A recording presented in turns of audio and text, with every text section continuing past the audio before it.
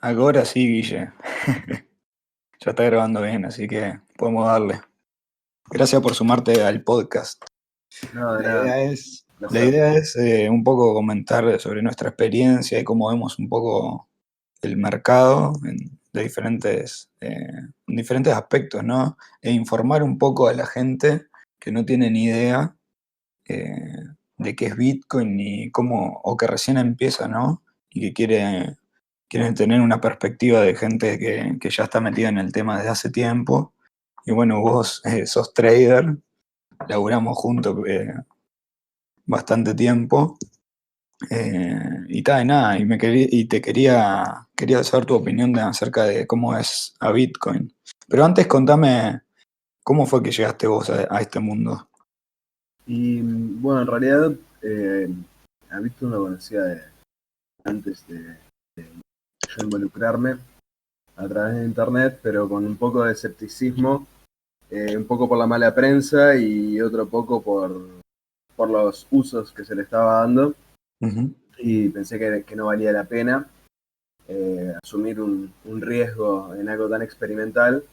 Pero bueno, luego con el tiempo, con el pasar del tiempo, con ver la robustez del sistema y mismo con el aumento de precio, Ujú. fue una aceptación del concepto. Me pareció una validación bastante grande del concepto. Y bueno, al final del 2017, cuando después de la burbuja, me pareció que era considerable eh, estar en el próximo ciclo de alza de Bitcoin. Y bueno, a partir de ese momento me uní, compré unos pocos dólares al principio, unos Ujú. 100, $150, para probar, para tradear, porque también había monedas alternativas, vi que tenían más volatilidad y bueno, me pareció que eso podía ser dinámico y podía dar una ganancia inicial rápida como para iniciar. Eh, Las en shitcoins. lo que serían las shitcoins, exacto. No, mi primera compra fue con Tronix, un TRX, tremenda Ujú. shitcoin. Y bueno, después vino todo lo que sería el bear market, que tal, ya lo tenía asumido, pero no vivido. Una cosa fue saber que el precio va a bajar y otra cosa es ver cómo el precio baja y, y que tampoco es algo tan lineal, no es que baja y bajó y listo, es baja, sube y hay un montón Ujú. de trampillas en las que muchas veces la gente cae, ¿no? Que es la primera impresión.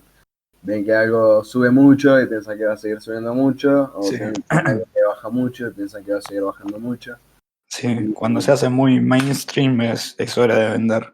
claro, y Sí. bueno, Un buen momento para entrar, ¿no? Final del 2017. sí, sí, fue tipo, Toda la experiencia del beer market. fue literalmente toda una experiencia, sí. Sí, se re. Eh, Igual, como te digo, uno va mentalizado ya de que el precio iba a pinchar, o sea, pues, de hecho yo las compras que hice compraba siempre alrededor de 6.000. Porque en ese momento era donde el precio estaba rebotando, haciendo como una especie de triángulo eh, Ujú. descendente que luego, bueno, fue lo que terminó rompiendo en la caída a A 3.000. 3K. Mm. Sí. Y, y bueno, ahí en 3.000 fue cuando entré fuerte porque yo tenía mi target que pensaba que iba en algún momento a testear los 3.000 o los 2.000 con un poco de suerte. Pero ya 3.000 me parecía que era una buena zona como para comprar. Entonces compré ahí y luego fui comprando más a medida de la suba, como de vuelta hasta 6.000. Y, y alguna compra más por encima también. Como corriendo un poco de mi plan. No, igual es una zona increíble. Más teniendo en cuenta eh, o sea, cómo es el modelo de Bitcoin, ¿no? De que hay 21 millones, cada vez hay menos, hay muchos Claro, perdidos. O sea, claro, es me pareció scarcity que puro. sí, además, eh, me pareció que en los movimientos grandes, que fueron los movimientos iniciales, dije, acá hay mucha gente que tiene, o sea, que tiene mucho dinero en juego. Ujú. Y me pareció que si la gente estaba comprando en la primera caída grande en ese nivel de los 6.000, que de hecho creo que en algunos mercados fue un poco más abajo, llegó a los 5.000.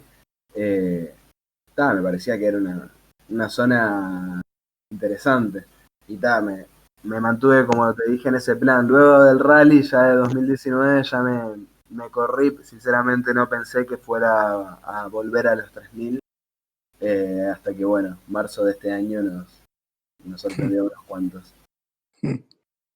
Sí, sí, ni que hablar. Bueno, viste que de hecho ahora varios fondos de inversión ya se están metiendo.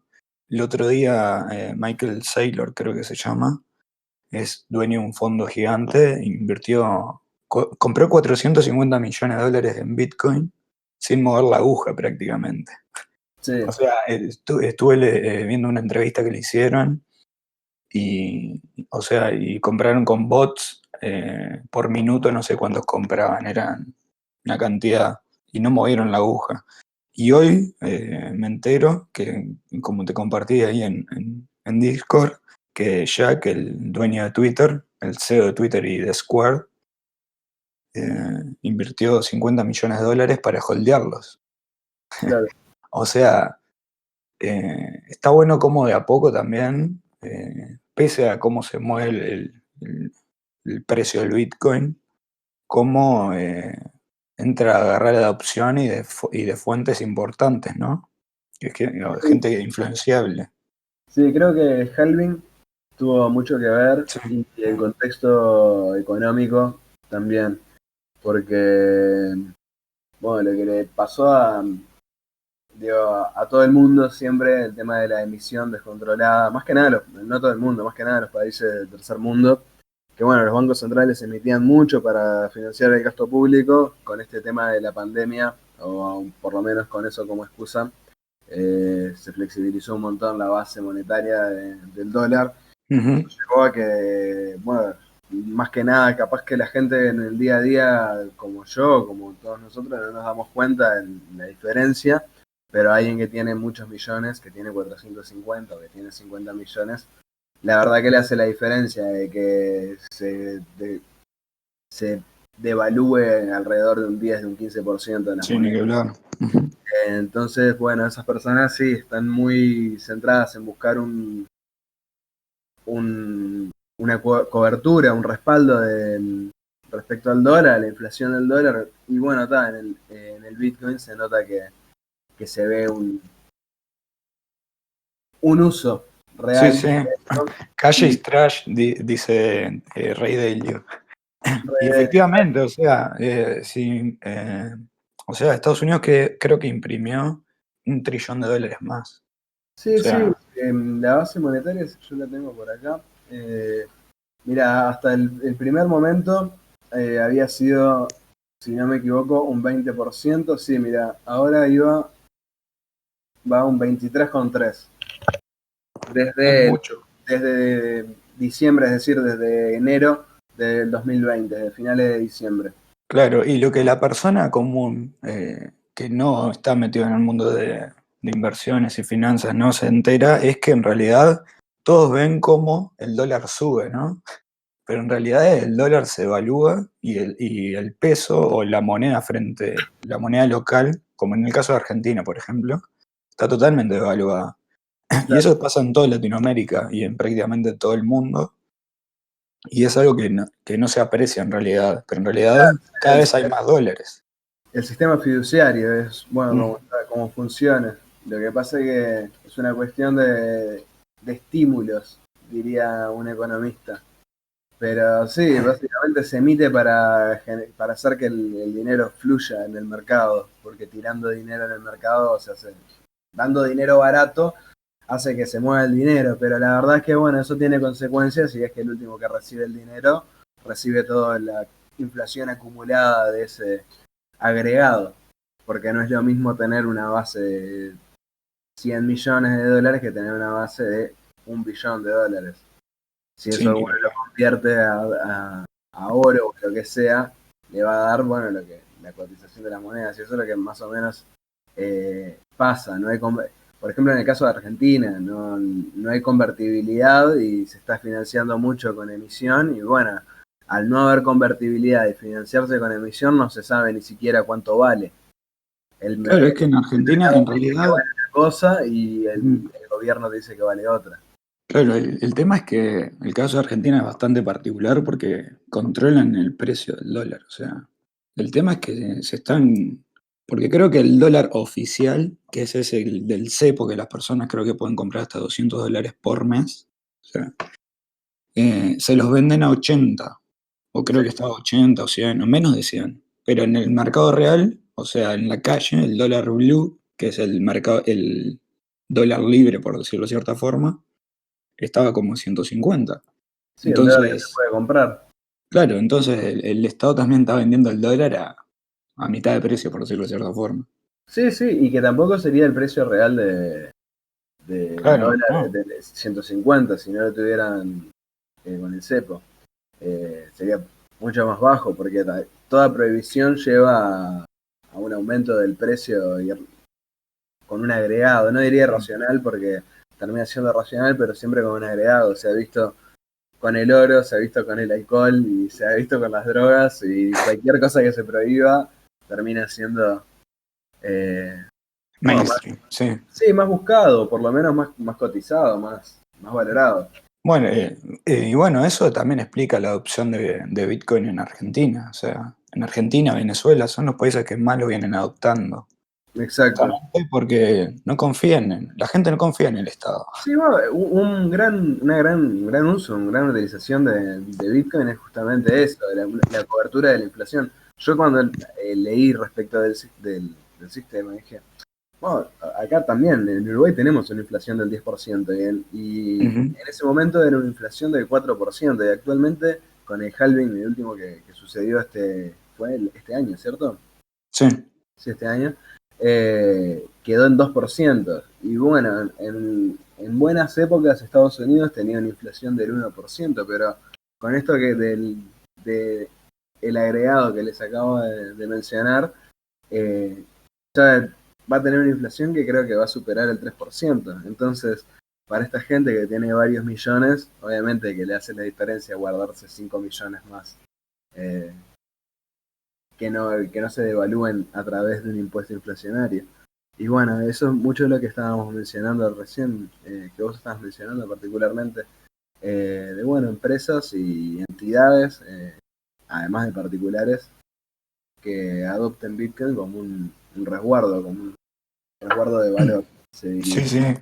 Mirá, Michael Saylor, el dueño del fondo de los 450 millones de dólares, eh, o sea, él compró para no vender jamás, dice. O sea, porque él, él se encarga de comprar siempre y mirando a long term, ¿no? O sea, Ujú. a mirar a futuro, un futuro de 10, 15, 50 años. O sea, es para dejar ¿cómo es? Herencia, por decirlo de cierta forma.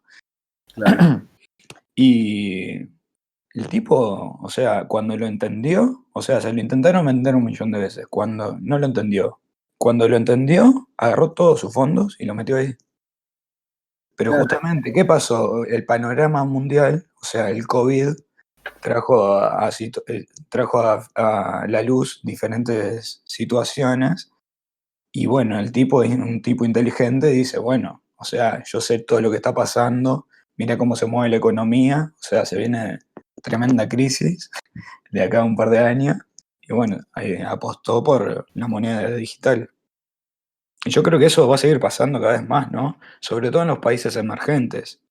Y ni te digo cuando salga a la luz Libra, ¿no? Que Libra de Facebook, que tiene 2.000 millones de usuarios, ¿no? No sé cuántos millones de usuarios tiene Facebook, pero sí, es sí, gigante. sí. Superaba los 1.000 millones de usuarios. No dudo de que estén muy cerca de los dos.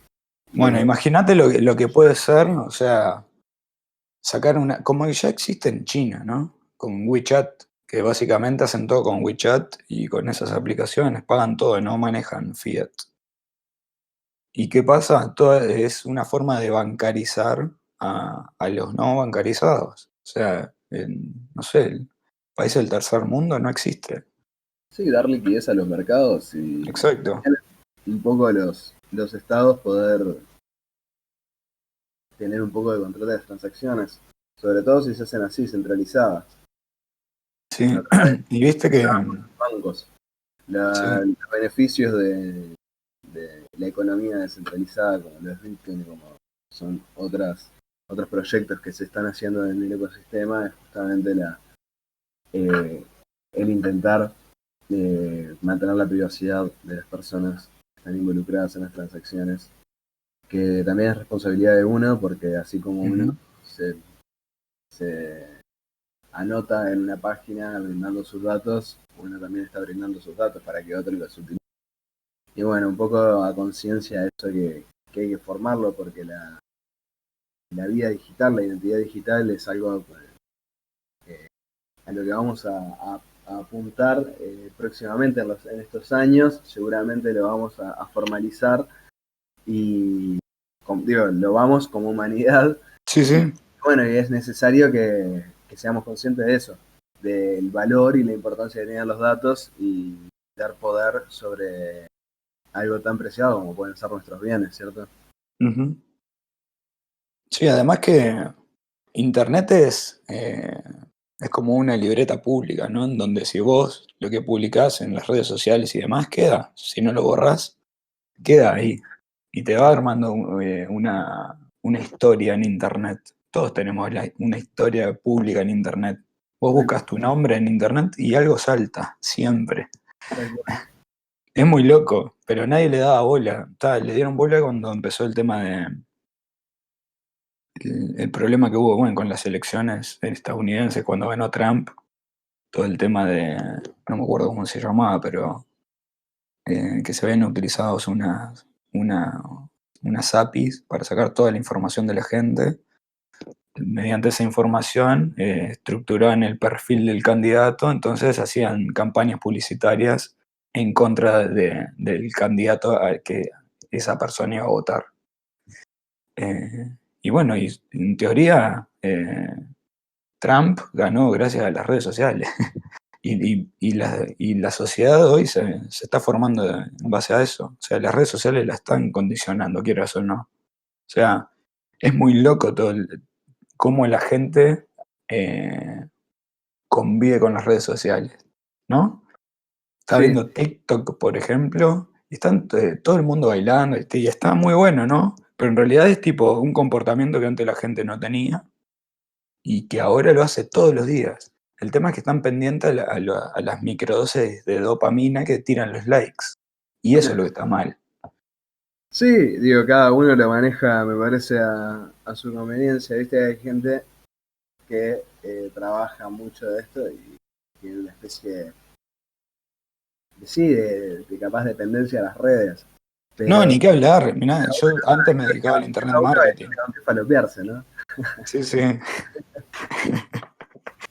Pero o sea, es tipo la vida 2.0 ya es más 3.0 me parece, porque ya estamos eh, todos con un celular en la mano, ya estamos todos conectados. Sí, sí, Y cada totalmente. vez va a ser más gente, ¿no? No, O sea, pero eso es justamente lo que te decía, que estamos como en una transición, porque tal, mm, si bien yo por ejemplo, me crié ya con internet y una computadora en casa de los 6 años, eh, sé que no era la realidad de todo el mundo y claro, sí, ahora hay nativos digitales. O claro, ni siquiera sea, hay niños que manejan un celular mejor que cualquiera. había mucha aversión además en un principio, ¿no? A la gente Sí, no le gustaba estar mucho tiempo. A mí me gustaba, exacto. yo con la computadora me re divertía.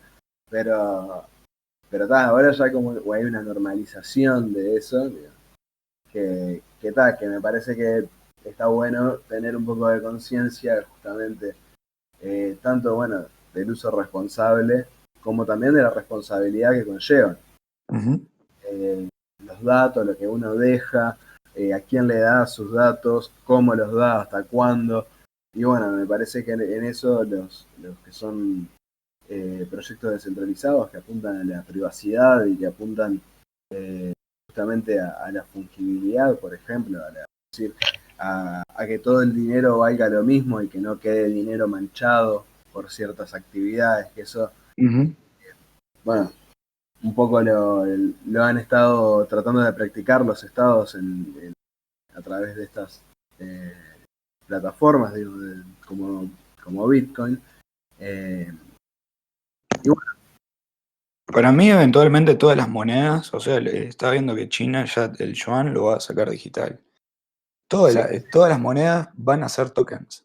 Y más te digo, todo lo de la bolsa de valores y demás. eso mismo te iba a Como, decir. Estaba como la hablando visión que tengo es justamente, van a estar todas las empresas tokenizadas de alguna de forma, ¿entendés? utilizar, sí. Y es que es más fácil, ¿no? Es una nueva economía, además. Es más fácil y es una nueva forma de financiarse. Sí. Sería una nueva forma de financiarse para las empresas. Bueno, todo el tema de las ICO, que en su Podrían, momento, o sea, es un eso podría crowdfunding, tener, básicamente. bueno, sí, los ICO serían una especie similar, pero también con una especie de informalidad. Yo creo que el mercado de tradicional, el legacy, por decirlo de alguna forma, en la bolsa, Ujú. lo que apuntaría con los tokens sería no ser un sustituto de los stocks, sino me parece que lo usarían como una nueva forma de financiarse, de llegar capaz al público de otra manera, como una especie de suscripción. Yo por lo menos capaz estoy fantaseando, pero me No, no, parece entiendo. Viste que que una jugada por lo menos me parece interesante, por no ser autoadulante y ser inteligente, pero me parecería bastante interesante alguna especie de economía así, que permita capaz a los usuarios eh, acercarse de alguna manera especial a los productos en una especie de nuevo branding. yo creo que eso ya está pasando en cuanto a, por ejemplo, Chills, no me acuerdo cómo era, se llamaba la empresa, pero viste que Bueno, tienen un exacto, token para los equipos de fútbol. exacto, El bueno, Barcelona tiene, el París. exacto, sí, sí. Bueno, me parece que ese modelo estaría muy interesante, sería muy redituable, porque, no sé, acá no es, en Sudamérica no es tan común, pero, por ejemplo, en Estados Unidos vi que habían programas de recambio de computadoras, entonces vos pagabas una mensualidad de $150 y todos los años te renovaban una torre de ponerle con un valor de mercado de más de $1.500, ponele, superior a lo Ujú. que vos te comprarías, viste, de forma individual. Entonces vos tenías un beneficio, además te lo financiabas y era a través de una membresía. Eh, y bueno, esos modelos de negocio me parece que, por ejemplo, Apple Samsung tranquilamente lo podrían adoptar. Y bueno, me parece que a través de una tokenización sería una forma muy para ellos económica y además obtendrían datos. Sería, me parece, algo muy inteligente, por lo menos interesante de ver. Pero Sí, bueno, vamos a ver cómo se utiliza la tecnología, porque al fin y al cabo son protocolos. sí, ni que hablar. Estaba viendo también que el tema de tokenizar, por ejemplo, cuadros de arte, ¿viste? Que, yo qué sé, si vos querés un Picasso, tenés que pagar millones de dólares, cientos de millones de dólares a veces. Entonces, había un proyecto, no me acuerdo cómo se llama, que lo que hacía era como fragmentar el cuadro de Picasso. Entonces, no sé, poner que valía 100 millones, entonces lo fragmentaban en 100 pedazos. Entonces, si vos invertías 1 millón, Claro. tenías el token de esa sección. Entonces era tipo una inversión, ¿no? Pero cambia mucho el tema. Y también lo que hace, o sea, el blockchain lo que hace es básicamente cortar intermediarios, ¿no? Es la idea. Y eso cambia todo, cambia la industria desde, no sé, los derechos de autor, desde una persona que escribe libros, una persona que está viendo hay un sitio que se llama Super Rare, que hacen arte digital y la gente paga con criptos. Está muy bueno. Sí, bueno, eso Con ET paga. te iba a decir, Rari, creo que era un proyecto que se llama bien al respecto de lo que trata es de la escasez digital y bueno, Exacto. darle un hash, un número identificatorio único, así como sea un código de barra, bueno, lo que sea, así sea un GIF o una representación artística, que estaban buenas, las Ujú. buenas. No, no eran solamente basadas en cripto, había una parte obviamente basadas en cripto y bueno, se compraba por unos precios interesantes y bueno, me pareció un buen uso, me pareció ingenioso y también me pareció que habría que tener cuidado porque todas esas cosas se prestan también al lavado de dinero. Eh, Exacto. Yo creo que ahí se va a cerrar todo cuando tengamos justamente lo que decías vos del ID digital. Ujú. Creo que ahí vamos a poder. eh, Negociar en paz. exacto, es como que cierra todo el círculo, me parece. Pero claro, o sea, si yo tengo mi identidad, en realidad de que la gente tenga acceso siempre a eso, o que le quede en su base de datos, que sea por request. O sea, si alguien quiere mi mail, por ejemplo, que a mí me llegue una notificación diciendo que, por ejemplo, Facebook quiere acceder a mi mail. Y bueno, Entonces, de ahí yo lo valido o no. eso sería una utilización me pareció a mí siempre muy válida, muy interesante, muy Porque en útil. realidad son tus datos y vos sos dueño de tus datos. Por más que la gente no le dé bola a sus datos y que nunca lea los términos y condiciones, como que no lo hacemos casi, o sea, depende en lo que te sumes, ¿no? Sí, yo no Pero te es, o sea, pero ahora ya uno se vuelve más responsable y lee por mm, lo menos, depende de los datos que está dando, lee qué está haciendo, ¿no? sí, es que vos, por ejemplo, yo antes me dedicaba al internet marketing y obviamente con los datos de de la gente, o sea, desde la edad hasta donde vive, hasta, no sé, los gustos que tienen, vos podés ofrecerles productos y servicios. Que tiene su lado bueno también, porque no te aparece cualquier spam en tus anuncios, ¿no? Sino que algo que puede estar relacionado y que realmente te puede interesar. Pero cuando hay productos o servicios que son malos y te atomizan constantemente, eso es lo que está mal. Tal cual. Pero el mundo de Bitcoin y las cripto y de blockchain, o sea, yo creo que recién está empezando. Sí, tiene mucho potencial. Son 10 años. Me parece también que Bitcoin, si bien ha sido muy útil y se ha desarrollado, tampoco es la única ni tiene por qué estar destinado a todo estar sobre Bitcoin. Y hay muchos maximalistas que me van a odiar, seguramente sí, muchas cosas. Pero, pero no, pero inclusive digo, si sigue dentro del paradigma bitcoiniano, por decirlo de alguna manera, el protocolo se va a tener que mejorar, se va a tener que actualizar, va a haber algún hard fork que se va a tener que hacer, digo, va a tener que pasar por muchas pruebas todavía de escalabilidad y de concepto aún mayor, Ujú. escalas mayores, y me parece que está bueno tenerlo presente y no cegarse a... No, no, yo creo que es parte de la evolución también, ¿no? Hace Exacto. unos años atrás no tenías Lightning, por ejemplo, para hacer transacciones. Y hoy, quieras o no, eso es un avance bastante importante. Ni que hablar que cuando, no sé, ahora el mercado de Bitcoin está en 200 millones. O sea, es muy chiquito. O sea, cuando llega un trillón, para mí va a valer mucho más. O sea, Sí, bueno, ni que hablar. por lo menos 5 veces más que ahora, que sería entre 55.000 y 70.000. Sí, tirando las cifras así, ya que es interesante siempre hablar de cifras y tirar las cifras al futuro, a mí el cálculo siempre me dio de que el próximo rally iba a estar seguramente, voy a tirar unas cifras muy amplias, pero entre 55.000 y 70.000. Inclusive en el frenesí de las uvas puede llegar llegue aún más, mucho más alto, que llegue a 100.000. Pero, Hay eh, números psicológicos también, ¿no? exacto, hay números psicológicos. Por eso digo, en el frenesí puede llegar a que vaya mucho más.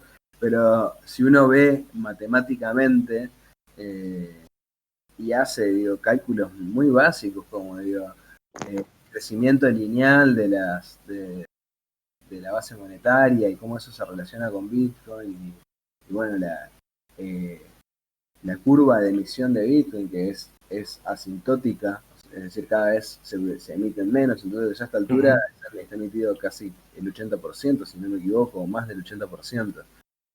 Sé que por ahí está la cifra.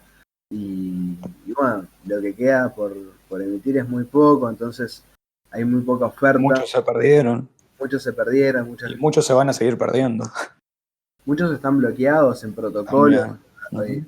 Ujú. siendo de utilidad como colateral en préstamos y bueno, y otras formas ingeniosas que se ha encontrado la comunidad de obtener servicios financieros persona a persona, porque Sí, básicamente el tema de los servicios financieros, o sea, todo el tema de DeFi, es algo que está muy en pañales, pero que tiene un potencial gigantesco.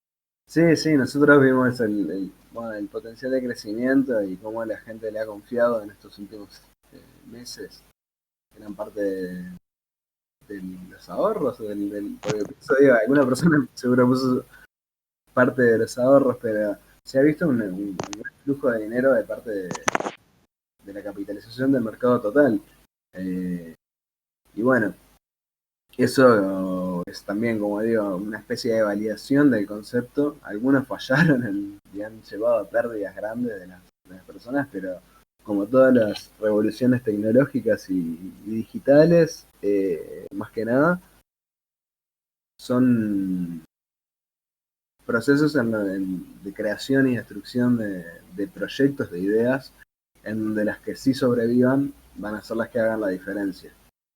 Y bueno, Ujú. yo también soy bastante positivo, bastante optimista en que estos protocolos de DeFi, de finanzas descentralizadas, es el concepto, bueno, llegue en algún momento masivamente a las personas y lo puedan utilizar porque es muy práctico, muy práctico.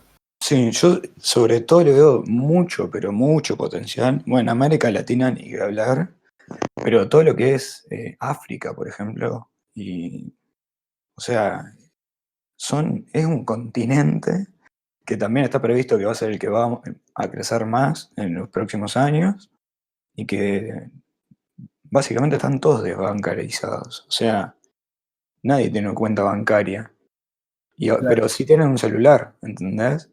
claro. Entonces, ahí yo creo que hay mucho potencial. Bueno, el CEO Jack Dorsey, el CEO de Twitter, también, o sea, se fue a África no sé cuántos meses también, porque ahí está Sí, pero el- sin necesidad de irse a África. Por ejemplo, Ah, no, ni que hablar. uno compra un Bitcoin hoy en 10.800 y sube mañana a 15.000 y dice, pa, quiero la plata, o sea, que me viene bien.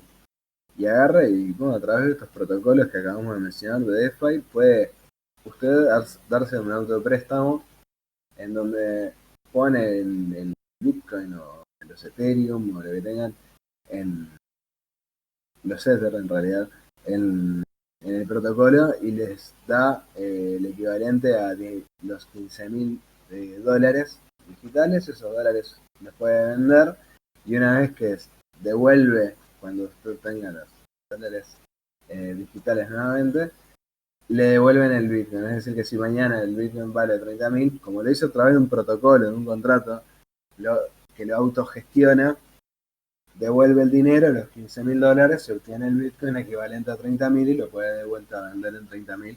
De esa manera hacerse un autopréstamo y ahorrar al mismo tiempo de que no congela el dinero en la economía. Ujú. Y bueno, Sí, eso puede ser una ventaja también para toda la economía en sí.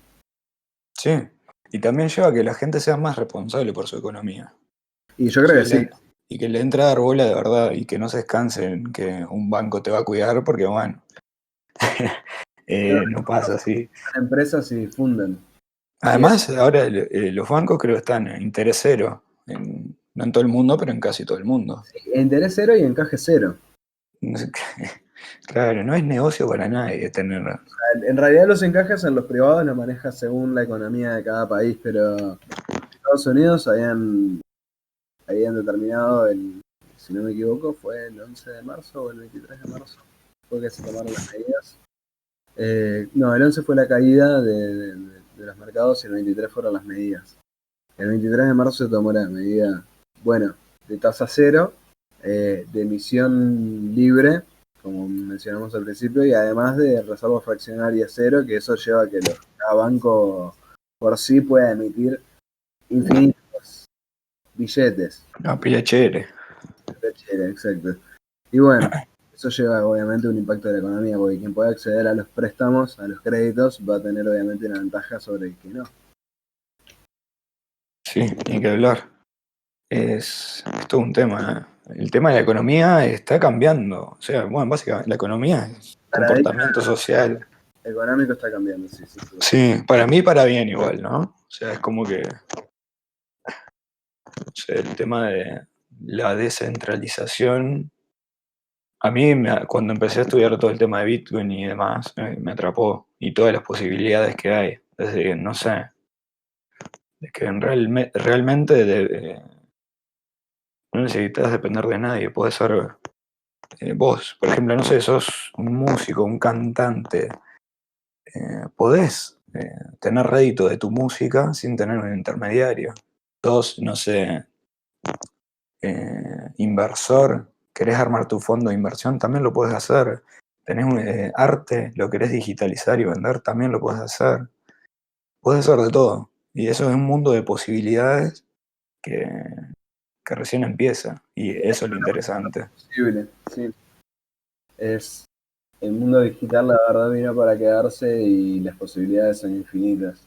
Y la creatividad de la gente y el estar en el momento adecuado, en el lugar adecuado, eh, Bueno, ha sido eh, redituable en estos últimos 20 años respecto a sí. las Hay tecnologías. hasta ciudades, o sea, Decentraland, el protocolo de Mana, el protocolo no, es una ciudad digital básicamente. Eh, También se venden activos digitales. Eso también es muy loco, es como un mundo virtual en paralelo. Sí, sí, lo de Decentraland, bueno, conozco gente que tiene terrenos en Decentraland y se ha cotizado por Y lo sí, yo visto lo estuve mirando. Quiero... últimamente, en esta mm, última suba de todo el mercado. Hubo una suba de mana también. sí. ¿Cómo es a Bitcoin eh, en el corto plazo? O sea, de acá a fin de año. Y mira, de acá al fin de año hay mucha incertidumbre, esa es la realidad.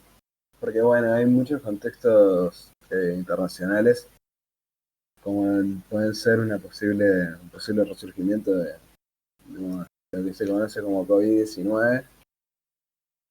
A su vez tenemos las elecciones presidenciales en Estados Unidos, que si bien podrían ser solamente las elecciones presidenciales en Estados Unidos, eh, Trump más que nada ha sido muy incisivo en las políticas de, de la Fed, que son quienes manejan el dólar, y bueno, eh, políticas como estímulos o subas o bajas de la tasa de interés, así como otras medidas que se les puedan ocurrir a esas personas que están en la autoridad de la Fed, pueden llegar a bueno, alterar el precio del dólar y Bitcoin en particular se ve muy afectado por las fluctuaciones del dólar porque como mencionamos anteriormente, eh, mucha gente lo utiliza como cobertura. Entonces una suba o una baja del dólar respecto a otras economías, lo que se conoce como índices, eh, Ujú. bueno, termina siendo o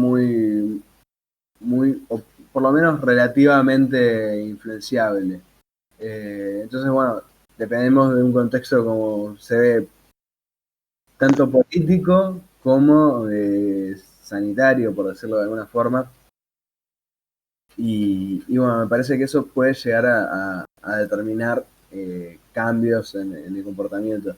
Pero en lo macro, si uno ve el comportamiento mes a mes, por decirlo de alguna manera, eh, creo que habrían dos zonas que ver, que sería por debajo de los 10.000 que ahí ya sería para saltar bastante las alarmas, que es lo que se ha mantenido en estos últimos 2 meses, y por encima de 12.000, que también sería algo que no lo estamos viendo hace por lo menos 2 años y medio, un cierre por encima de los 12.000, así que me parece que ahora estamos justamente en 10.900, después de un impulso al alza en este día, y bueno, como digo, arriba de 12.000 lo veo muy bien, abajo de 10.000 lo veo como que puede seguir yendo un poco más para abajo.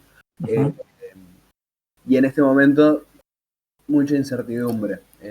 Considero de que quien vaya a tomar una posición lo haga con cautela, manejando riesgos y considerando de que las cosas no pueden salir, pueden no salir como uno las esperaba en el corto plazo. Pero Sí, de sí. todas formas, como digo, en la macro lo veo bien, porque no creo que se vaya a repetir una baja considerable. Puedo estar totalmente equivocado. Puede que de Y acá, si baja lo compramos todo. sinceramente sí, puede ser de que, porque si uno lo ve, me parece que lo veo bien, sobre todo en esta última reacción a partir de la baja de marzo. Me parece que ha sido una suba con mucha fuerza. Sí, Y yo también lo veo bien. Y igual, viste, yo qué sé, para alguien que pueda estar escuchando el podcast, que no tiene ni idea sobre trading y demás, yo siempre el consejo que le doy es, o sea, comprar como inversor y no mires en el precio de acá a un mes. O sea, miralo de acá a 5 o 10 años. O sea, Bitcoin, si bien a veces crece muy rápido y a veces baja muy rápido también, en long term, o sea, de acá a una década, eh, para mí es un no-brainer, o sea, no hay duda de que va a estar. Puede pasar cualquier cosa, obviamente, ¿no? Estas son mis palabras, que sí, vengo estudiando Bitcoin hace bastante tiempo, pero. eh, y más con todos los fundamentals, no sé, más gente metiéndose, más adopción, todo el quilombo que hay en el mundo ahora con la economía y demás. O sea, es algo que, que lo veo bien. Como vos decías, en el macro, en un largo periodo, o sea, de acá a 10 años, que no es tan largo tampoco, pasa rápido, lo veo muy bien. sí, sí, da igual. Y sí, puede ser que siga bajando. Incluso, bueno, yo como dije hoy, cuando bajó la oportunidad vez a 3.000 compré y yo estaba totalmente negado de que vaya a volver a 3.000. Es una locura de que fuera a volver a 3.000. Y cuando menos parecía, porque realmente ya venía de una consolidación, digo, eh, al alza por encima de los 9.000. Bueno, vino una caída de $1.000 a 8.000, otra caída de $1.000 a 7.000, y ahí, bueno, en realidad, a mí sinceramente no me fue tan mal, porque a partir de 7.000 había vendido, y lo que sí me sorprendió mucho fue el alza. Yo seguí shorteando después a medida que iba subiendo, esperando una caída, y no cayó nunca. Y bueno, con esa fuerza con la que rebotó, esta vez sí me da un indicio de que muy difícilmente vuelva para esos lugares. Eh, pero Sí, sí, mirando para atrás también hay claro, zonas interesantes. Mm. sí, el tema es que en esa caída en particular el mercado quedó muy desapalancado. Lo que se llama el interés abierto, es decir, cuántos dólares habían en contratos en el momento abiertos, cayó rotundamente porque estaba en el máximo, que estaba como en 1 billón, por lo menos en uno de los mercados. En total estaba cerca de 15 billones, que también era el Mm. máximo. Y bajó a 1,5 billones en total, y el mercado que yo utilizo de referencia bajó de 1,2 billones a 150 millones de contratos abiertos, es decir, no quedó un alma No, eh, se desplomó. en el mercado. Claro. Y bueno, al no quedar un alma de compradores, de vendedores ni de compradores en sí, luego la suba se vio Sí, muy recuperó rápido. Mm. se vio muy fácil, y ese que compró en ese momento y el que vendió en ese momento difícilmente, o sea, si cae de vuelta lo van a comprar de vuelta, entonces difícilmente me parece que vaya a esos lugares. Lo que sí creo que puede llegar a pasar es que nos sorprenda a todos y que pegue una caída a 6.000 nuevamente, que sería bastante desagradable, sería bastante sorprendente y todo, pero la veo posible. Así que bueno, si alguien cree que, como yo, que en un escenario desfavorable, eh, bueno, puede tomar capaz eh, nota de los 6.000 y considerarlo una buena zona, porque bueno, también fue el lugar donde técnicamente donde cerró después de todo este debacle, 6.397. Y bueno, me parece que es una zona, técnicamente, viendo la gráfica, es una zona de interés. Y bueno, y por otro lado, la compra en promedio también puede llegar a ser una buena estrategia para sumarse en el mercado del sistema. Ahí va. Sí, yo sinceramente no veo que llegue tan abajo, pero Bitcoin es Bitcoin y el mercado es el mercado. También puede munear, como decimos nosotros, e irse bastante más para arriba medio rápido. Sí, sí, yo soy, en Porque, realidad, soy optimista, pero el mercado me enseñó a, a sí, siempre hay que hacer, considerar un sí, probable, porque está. a no poner los sentimientos igual. Sí, sí, porque uno también los tiene y dice, no, esto va a subir porque racionalmente tiene que subir y fíjate que Sí, los cálculos dan que suba y el día de mañana hay más vendedores que compradores y baja. O sea, sí. está, tipo, no importa si es el pánico justificado o injustificado, si venden no sé, por cualquier cosa, No importa el fundamental, una vez que pasa, si ya baja, pasa. baja. Ya Sí, está. sí, Y pues siempre razones se suelen encontrar después, pero es difícil decirlo de antes de, no, va a bajar por esto. sí, obvio. Va a vender un montón por esto. Pues si a mí me preguntaban, ¿va a vender un montón la gente por el coronavirus? Te hubiera dicho que no, porque ¿quién se va a deshacer de una moneda digital cuando el mundo se encierra, digo? Me parecía lo Sí, sí. más. O sea, prefiero tenerlo en caso de que, de última instancia, que bueno, no. Se utilizó como un activo de alto riesgo, básicamente porque la gente se desprendió de él. Eh, y bueno, fue una baja bastante fuerte, porque bajó 63%. Sí, bajó bastante. Igual tampoco, o sea, 63%, ojo, en los mercados tradicionales, o sea, el SP 500 bajó 35%. Si bien bajó, sí, o sea, es más volátil, eh, también recupera de forma más volátil, porque desde ese entonces subió 250%. Ya está, si uno compra bien, que es lo difícil, puede llegar a tener beneficios muy grandes. Mm, sí. Che, Guille, para las personas que nos están escuchando y se quieren meter en el mundo de Bitcoin o que recién empiezan y demás, ¿qué contenido, libro, podcast, documental les recomendarías?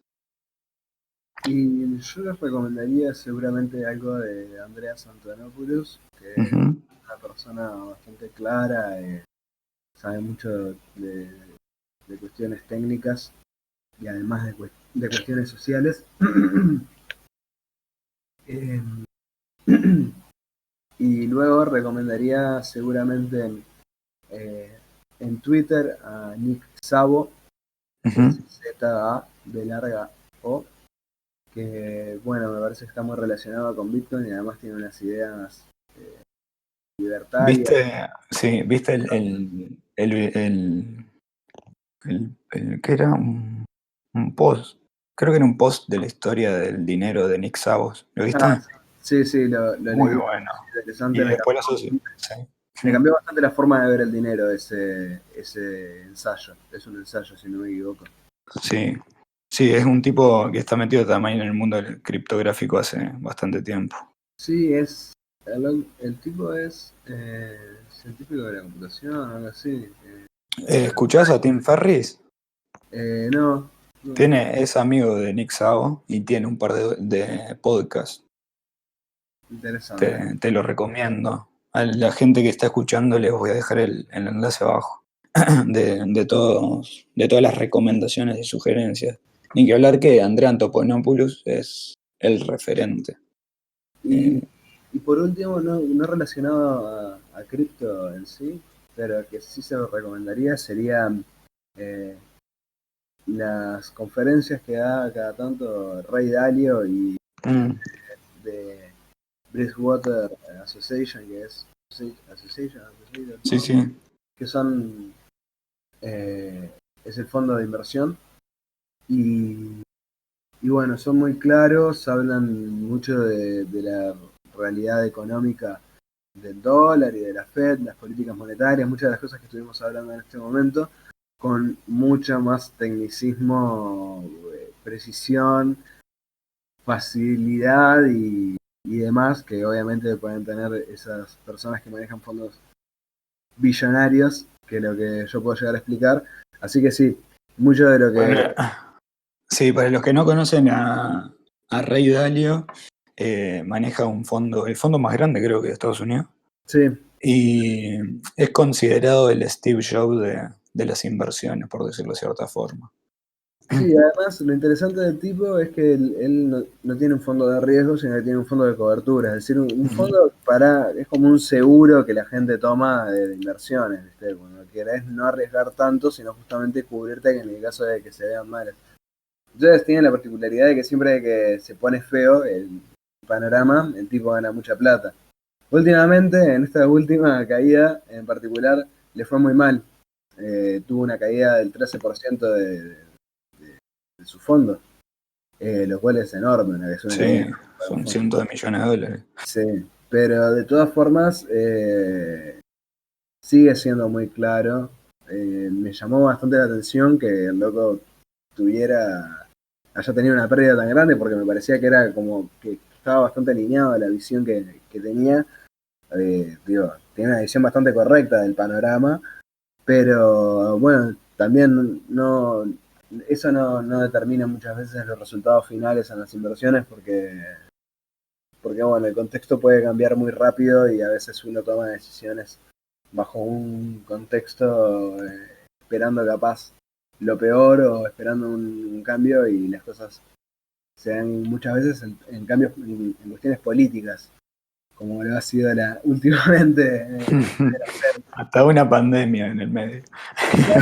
Si de repente van decidiendo cosas que tienen que ver mucho con el valor del dinero, dicho de una manera, obviamente que quien está trabajando con dinero, si le cambias el valor del dinero de un día al otro, es imposible que siempre estés bien parado, o por lo menos digo, es difícil de que con antelación puedas estar bien parado siempre a un cambio político, porque son decisiones de personas, y quién sabe, digo, yo sinceramente, por más de que lean muy bien una gráfica y sepa mucho de un rubro, si alguien te hace una medida política, Y no, pues es la sociedad moviéndose en función claro, de algo que no está es una previsto marea, por nadie, claro. exacto, es un Es el océano, comportamiento, es es una el marea. comportamiento social. La economía es comportamiento social traducido al mercado. Exacto. Y tal, y Eh, nada. y nada, de todas formas me parece que es un tipo genial, me parece que es muy claro y ha sido muy claro en estas explicaciones. Digo, yo tenía una postura, digo, cuando hicieron los primeros estímulos, me negué a pensar de que los estímulos fueran realmente a llevar adelante eh, toda la economía, ¿cierto? Pero al Ujú. final fue lo que pasó. Entonces tuve que hacer un cambio de paradigma en el que ahora veo lo que antes eran activos de riesgo, ahora los veo como una especie de seguro de desastre, y lo que antes veía como dinero, como una posible reserva de valor, la veo simplemente como una forma de intercambio. Entonces utilizo el dinero para intercambiarlo por objetos de valor. Y Ujú. bueno, han sido, en mi caso, cripto, pero también lo son stocks, lo están siendo metales creo que también algunos commodities, aunque yo no me manejo mucho en commodities. Sé que algunos commodities se han valorizado, inclusive el petróleo que tuvo una gran baja al principio de, de la caída de todos los mercados, al principio de la pandemia, se recuperó ahora a niveles más altos, si no me equivoco. Y, y Sí, bueno, es algo que en realidad la economía va mutando siempre, o sea, y cada vez más aceleradamente, como todo, ¿no? Entonces, yo creo que es fundamental estar atento y observar y aprender. Bueno, pasó esto, bueno, para la próxima, o sea, todo el mundo aprendió de que tiene que estar previsto para una pandemia de acá, tiene que estar cubierto, perdón, para una pandemia de acá en adelante. O sea, sí, tal cual, es algo que alguien nunca consideraría y ahora es algo que te lo tenés que plantear, porque es tipo, si cae, si pasa, por más que sea una en un millón, te destroza. Entonces, tenés que contemplarlo y cubrir eso. tal cual, tal cual. Bueno, Guille, muchas gracias por tu tiempo y por compartir el podcast. No, muchas Eh, gracias a vos por la invitación. y bueno, y te invito a futuro a repetir Bueno, y muchas a seguir gracias. compartiendo tu perspectiva del mercado con nosotros. Muchas gracias. ¿Vale? Estaré Che, atento. ¿dónde te puede seguir la gente que Bueno, me quiera? pueden seguir en Twitter en 618bio, es decir, arroba 618bio en Bueno, Twitter. Y ahí yo subo actualizaciones del mercado, tanto de Bitcoin como de otras monedas, y también retuiteo mucho más de lo capaz de lo que yo mismo tuiteo, aportes de otras personas, cosas que me parecen interesantes también del mercado. genial. Entonces, a seguir a Guille. De todas formas, dejo el enlace a tu Twitter en la descripción. Muchas gracias, Rami. Que Un tengas abrazo, Guille. Vamos arriba. también. Chau, chau.